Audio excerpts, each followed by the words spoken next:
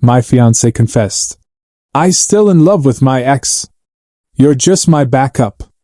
When I confronted her about the hickey on her neck, I called off the wedding and accepted the position of branch director in another city.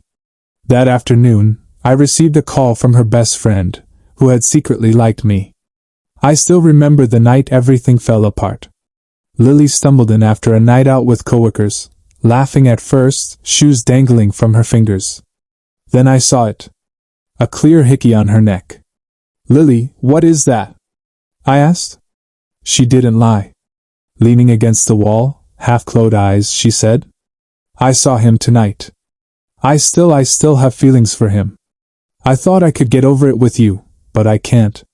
You're safe. You're the backup." My mind stayed strangely calm. 3 years together, engagement set, invitations printed, and she confessed it as if she had rehearsed it. I nodded and packed away everything for the wedding. A week later, after things settled and I had time to think clearly, I told my company I'd accept the branch director position in another city. When Lily's parents called and pleaded, I had already made up my mind. I was done. Lily and I had been together 3 years, enough to build routines and imagine a shared future. Back then, everything felt simple. Weekend trips, cooking together, celebrating small wins. Our 3rd year was meant to be our engagement year. People around us always said we balanced each other well. I was steady, work-focused, calm, dependable. She was emotional, spontaneous, very follow-the-moment type. I handled the bills, the planning, the schedules. She handled the energy, the excitement, the little surprises. It worked until it didn't. There were always small red flags that I pushed aside. She liked partying more than I did. She drank a bit too often. She had a habit of keeping friendly connections with people she used to date. She'd sometimes bring up her ex in random conversations. Nothing dramatic, just subtle comments like, "He used to take me to this place." Or, "He was really good at picking gifts." I told myself it didn't matter. Everyone has a past. But things slowly shifted. She became glued to her phone. She hid notifications. Sometimes she stepped out to answer calls.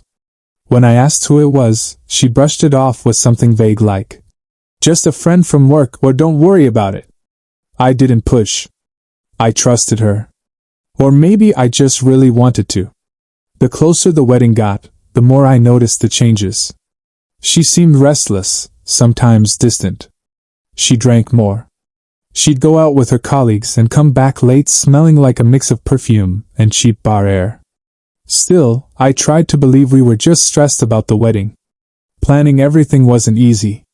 Guest lists, venues, deposits.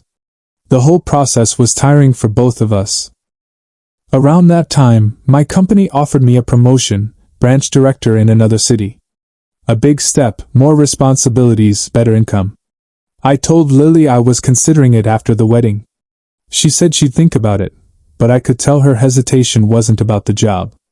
She just didn't want to leave the city where her ex also lived. I noticed, but again I kept quiet. Looking back, it's crazy how much we ignore when we don't want to lose someone. Our routine seemed perfect. Movie nights, weekend trips, wedding planning.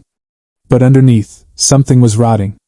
There were moments when she would get drunk and start talking about what-if scenarios. What if she had stayed with her ex longer? What if they had tried harder? What if they hadn't broken up too soon? Once she even compared how he used to text her more consistently. I laughed it off, pretending it didn't bother me. Inside it did. Still, I didn't imagine it would end the way it did, with her stumbling home with a visible mark on her neck, confessing that I was nothing but a backup. In the weeks leading up to that night, I felt myself mentally preparing for a big move. Not just to another city, but to a new chapter. I didn't know why. I just felt something was coming. Turns out I was right. The next morning, I woke up early, made coffee, and opened my laptop. I emailed the venue, the florist, the photographer. Cancel, cancel, cancel. The deposit losses stung, but not as much as the humiliation. When Lily finally woke up, she looked terrified. "Can we talk?" she whispered. "There's nothing left to talk about." I said. I made a mistake, she insisted. I was drunk. I didn't mean it. You meant every part of it, I replied. Maybe you didn't plan to say it out loud, but it was sitting there the whole time. She started to cry, but the tears didn't move me. I wasn't angry. I was simply done. I spent the day packing away the wedding decorations we had bought. I packed away the wedding items in silence. Every object felt like a punch, but I didn't stop. I told my parents that the wedding was off. They were shocked but supportive. Her parents, on the other hand, bombarded me with calls asking what happened, insisting we talk things through, saying Lily didn't mean any of it. Her mother even came to my apartment. Please, she was emotional. She pleaded. You two have built so much together. I shook my head. You can't build anything on dishonesty. Lily tried reaching out too. Messages like, can we fix this? I didn't want to lose you. Please don't throw everything away. But every text she sent only reminded me of the mark on her neck and the sentence that broke everything. I sent her one final message. Take care of yourself. After that, I blocked her. A week later, I accepted the position as branch director in another city. It was a huge step. New environment, new responsibilities, new beginning. Everyone at work congratulated me. Nobody knew the full story behind my sudden decision except my closest friend, Daniel. When he asked, "Are you sure you're okay?" I just nodded. I'd rather rebuild my life now than stay in a place that's already burned down. The move became a quiet escape from all the judgment and whispers. Our mutual friends had already started talking. Some blamed me for leaving too fast. Some blamed her for cheating. Some claimed they always knew something was off. People loved to pretend they saw everything coming. Packing up the apartment was the hardest part. Every corner held some version of us. I found our old travel receipts, the Polaroid she used to collect, the handwritten note she once left saying she felt lucky to have me. I stared at it for a moment, then threw it into the trash bag. Still, behind the pain, there was something else. Relief. For the first time, I wasn't walking on eggshells. I didn't have to wonder who she was texting or whether she meant what she said. The silence felt cold, but honest. By the time I got into the taxi for my new city, I looked out the window and realized the life I thought I wanted had been built on hope, not truth. Moving to the new city felt strange at first. I rented a small apartment close to the branch office and spent the first few weeks buried in work, training new teams, meeting clients, organizing systems. Keeping myself busy helped quiet my mind. Little by little, the weight of the broken engagement faded, replaced by the routine of a new life. 3 months passed. I wasn't healed completely, but I was stable, focused, clear. Then one random afternoon right after a long meeting, my phone buzzed with a name I didn't expect to see. Mia. Mia was Lily's closest friend. The one who always stayed neutral, never took sides, never got involved in drama. She was the quiet type, observant, calm, polite. I had never imagined she would call me directly. I hesitated for a second, then picked up. "Hey, everything okay?" She exhaled deeply. "I didn't know if I should call you, but I feel like you deserve to know some things." My stomach tightened. "About Lily?" "Yes," she said quietly. "About her and about me, too, I guess." I didn't interrupt. I could hear the anxiety in her voice. Mia confessed that Lily had been secretly seeing her ex for months. I tried telling her to stop, but she didn't listen. Mia said Lily would tell her things like, "He's so steady it scares me." I kept thinking I'd lose him first, so I pushed him away. I think Lily clung to familiarity because she was afraid of getting hurt first. I leaned back in my chair, staring at the ceiling, so she cheated more than once. "Yes," Mia whispered. "But that's not the only reason I called." There was a long pause. Then Mia hesitated, voice shaking. "I shouldn't say this. But I used to like you a long time ago. I never acted on it." I didn't want to hurt Lily. I didn't know what to say. Mia had always been supportive, always kind, But the idea that she had feelings for me, that was something I never considered. "I'm not telling you this to make you uncomfortable," she added quickly. I couldn't keep it in anymore. I stayed silent for a moment, processing everything. "Mia," I finally said, "I'm surprised. I mean, really surprised." "I know," she said softly. "You don't have to say anything. I just wanted you to hear it from me, not from someone else or through rumors." She paused, then added, "Lily's doing badly, by the way. She broke up with her ex again. Apparently, he treated her even worse this time. Her family is stressed, and she keeps talking about how she ruined the best thing she ever had. She's lost." I didn't feel satisfaction, just a quiet, distant empathy, but no regret. Mia spoke again, voice more gentle this time. "I'm not asking for anything. I know you're healing. I just wanted to be honest for once." Her honesty surprised me more than Lily's confession ever did. This time it wasn't chaos. It wasn't drama. It felt calm, real. I said, "Thank you for telling me truly. If you ever want to talk," she said, "if you ever come back to the city, just call." I didn't promise anything, but I didn't shut the door either. I'll keep that in mind.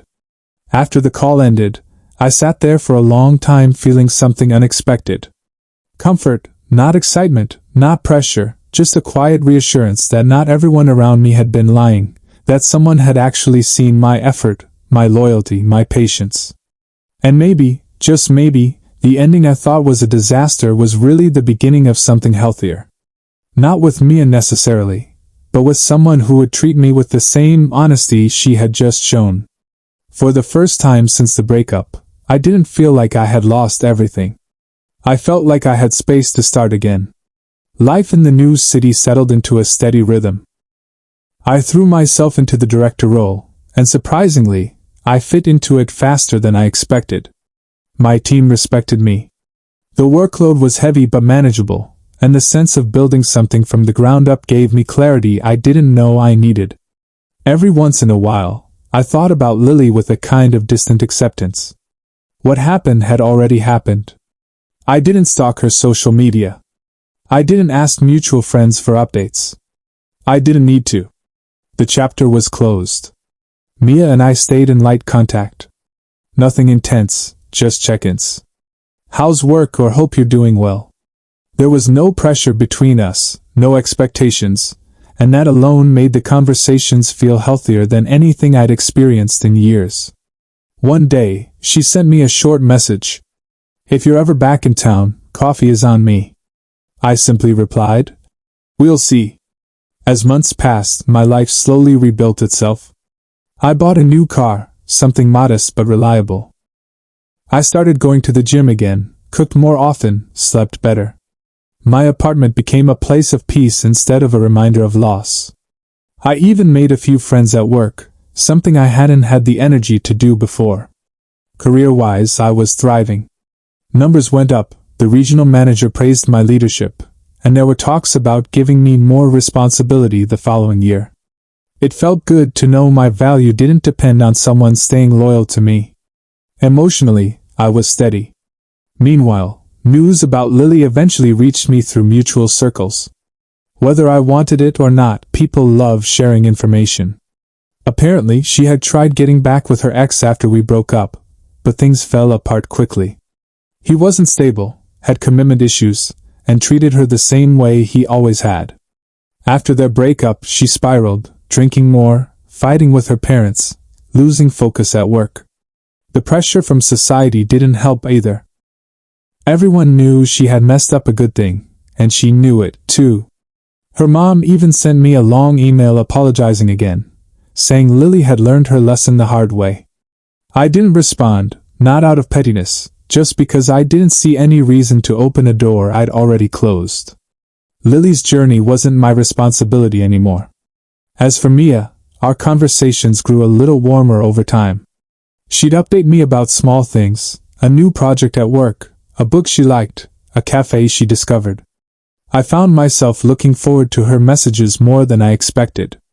One evening, she said something that stuck with me. "You didn't lose anything. She never chose you properly." I replied, Yeah, I'm finally starting to see that. She sent a small voice note, her tone soft but steady. Good. You deserve better than being an option. Anyone who gets a real chance with you should know how lucky they are. Hearing that hit differently.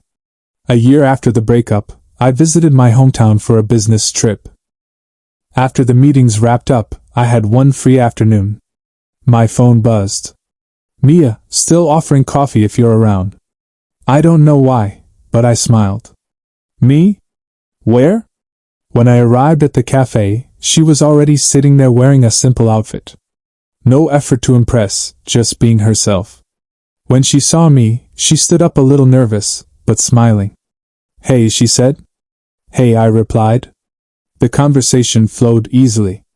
She didn't talk about Lily. I didn't bring it up either. It wasn't necessary. At one point, she said quietly, You look healthier now. Happier, too. I feel that way, I admitted. We talked for hours. Work, hobbies, family, random stories. By the time we left the cafe, the air between us felt warm, but not rushed, not forced, just right. Before we parted, she said, If you ever want to meet again, I wouldn't mind. I nodded. Neither would I. As I drove back to my hotel, I realized something important.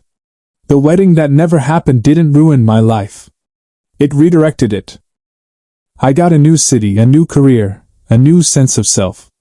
Lily got the consequences she chose. And Mia, maybe she was the twist I never expected, but exactly the one I needed. Whatever came next, I finally felt ready for.